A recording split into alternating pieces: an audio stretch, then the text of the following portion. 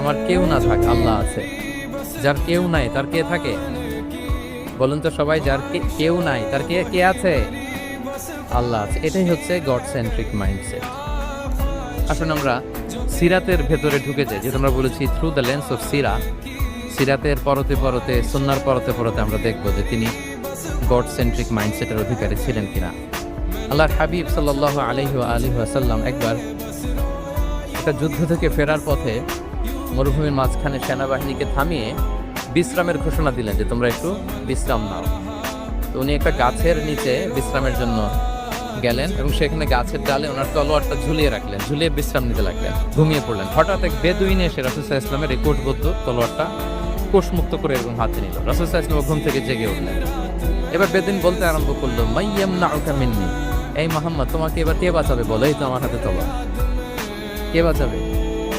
সাথে সাথেই আল্লাহর হাবিব সাল্লাল্লাহু আলাইহি ওয়াসাল্লাম উনি উত্তরে বললেন আল্লাহ। উত্তরে কি বললেন? কোনো চিন্তা ভাবনা নাই যে ওরে আঘাত করা যায় কিনা পাল্টা, বা কোনোভাবে ওর কনফিডেন্স ডাউন করা যায় কিনা, এদিক সেদিক কারো সাপোর্ট চাওয়া যায় কিনা, কোনো দিকে না তাকিয়ে কি বললেন? আওয়াজ করে বলুন সবাই, কি বললেন? আল্লাহ। তাহলে এই যে this is the powerful example of god centric mindset. সবসময় তিনি আল্লাহ কেন্দ্রিক ছিলেন। সবসময় কি ছিলেন? আল্লাহ কেন্দ্রিক ছিলেন।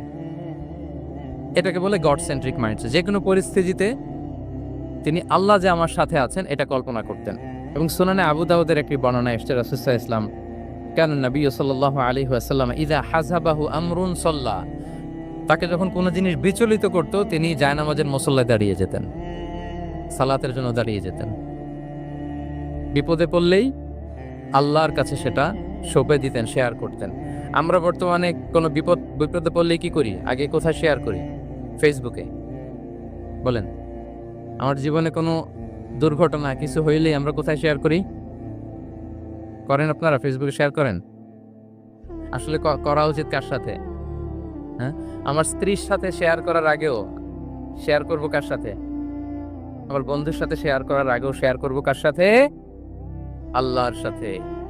আমরা যদি হিজরতের ঘটনাটাকে একটু অ্যানালাইজ করি তাহলে দেখব যে গারে সাউরে যখন আল্লাহ রাসূল সাল্লাল্লাহু আলাইহি ওয়াসাল্লাম এবং আবু বকর রাদিয়াল্লাহু তাআলা আনহু ওনারা আশ্রয় নিয়েছিলেন রাত্রিবেলায়, কুরাইশরা যখন খুঁজতেছিল, আবু বকর রাদিয়াল্লাহু তাআলা আনহু বলেন যে কুরাইশদের পা দেখা যাচ্ছে, ওরা যে হেঁটে যাচ্ছে, একটু উকি মারলেই আমাদেরকে দেখা যায়।